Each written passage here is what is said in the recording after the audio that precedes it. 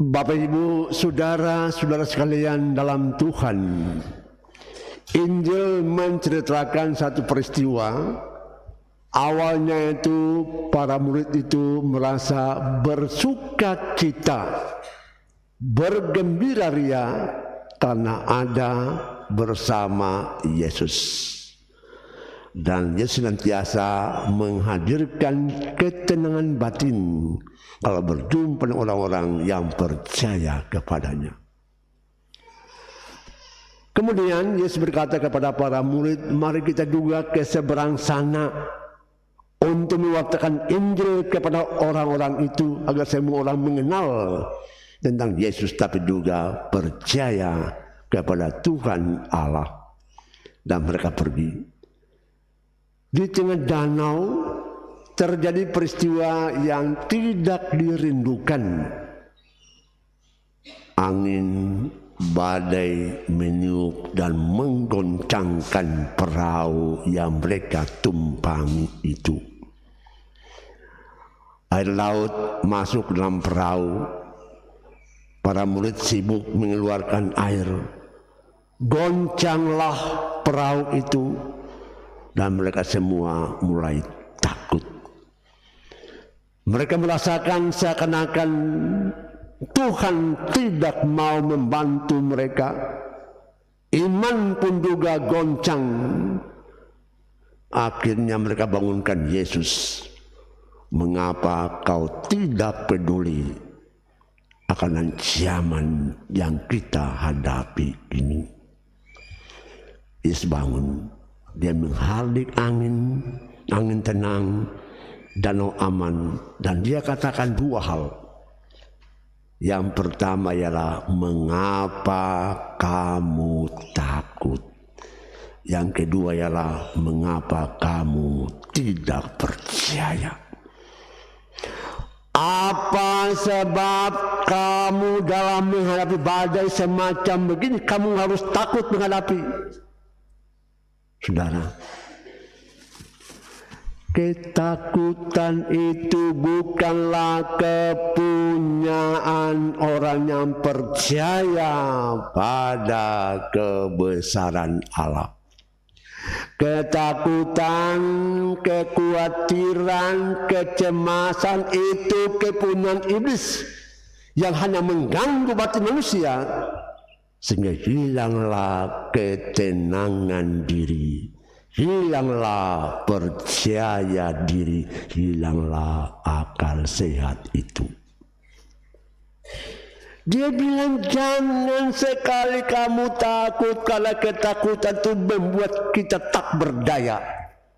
Ketakutan hanya menghimpit otak yang sehat ini, sehingga kita tidak mampu melihat ke depan apa yang kita mesti perbuat untuk menguasai situasi itu.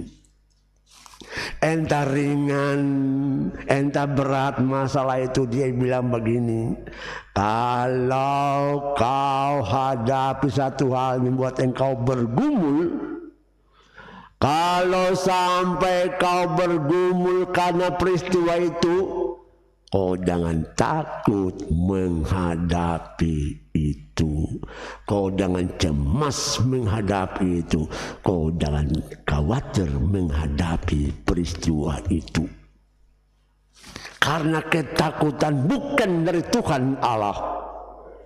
Ketakutan itu berasal dari iblis yang mengganggu kau, menghancurkan pola pikirmu, menghancurkan batinmu, dan kau akan merasa sama sekali tidak aman menghadapi peristiwa yang ada di depan Anda sekalian.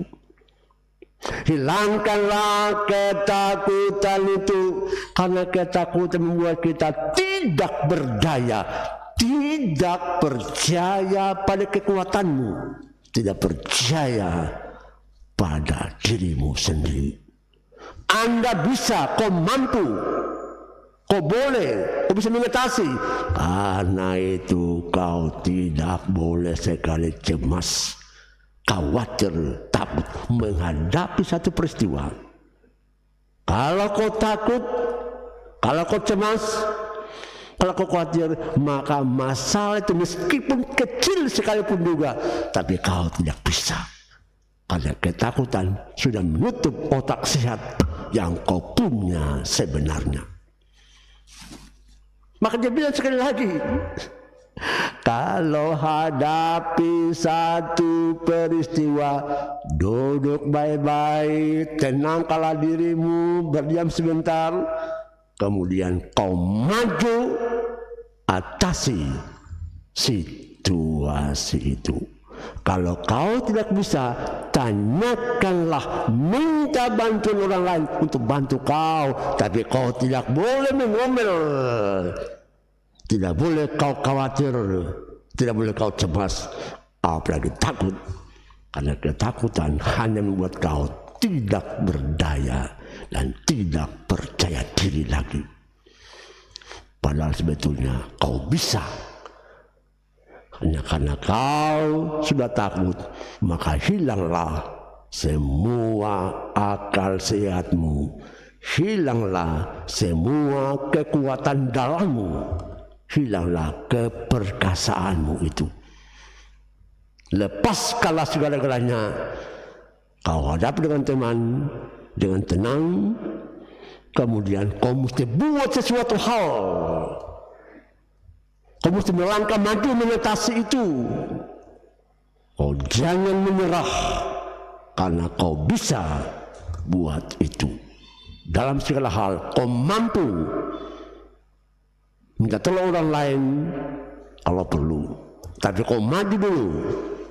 Nanti Tuhan bantu kau dalam proses perbaikan demi kau dan keluargamu. Jangan takut.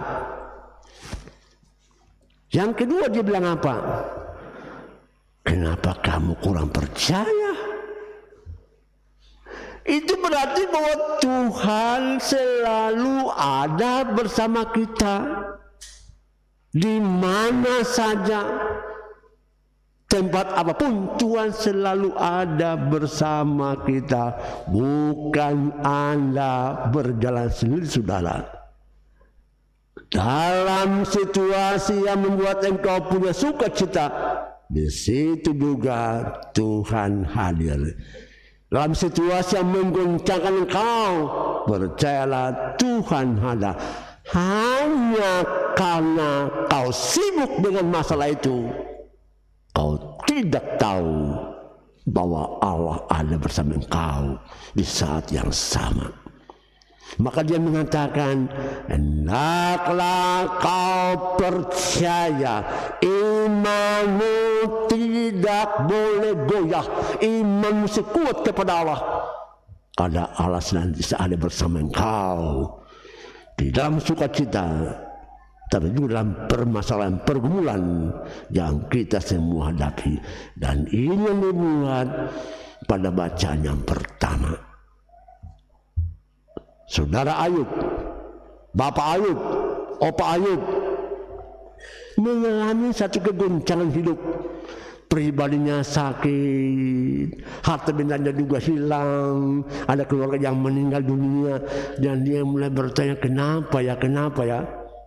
Lalu Tuhan bilang apa? Apakah engkau lupa bahwa aku Tuhan Allahmu yang sebenarnya ada dunia ini, bahwa dunia ini aku yang menciptakan, ada batas-batas laut, semua yang ada di dunia ini aku yang perbuat, akulah Tuhan Allahmu yang kau mesti percaya. Kenapa kau goncang di dalam kehidupan kau? Mengapa kau hilang kepercayaan? Ingat kembali peristiwa Ayub. Tuhan katakan, aku ada, semua ini ada. Hanya terjadi kegoncangan karena manusia yang sudah melakukan semuanya itu, menggantikan apa yang Tuhan sudah buat selama ini. Segala macam peristiwa yang buruk yang terjadi, bukan aku Tuhan Allahmu yang buat itu, tetapi manusia yang sudah buat itu. Karena itu kau tidak boleh hilang kepercayaan kepada aku. Akulah yang buat segala-galanya, sehingga imanmu kepadaku tidak boleh goncang. Ingat nasihat Tuhan kepada Ayub.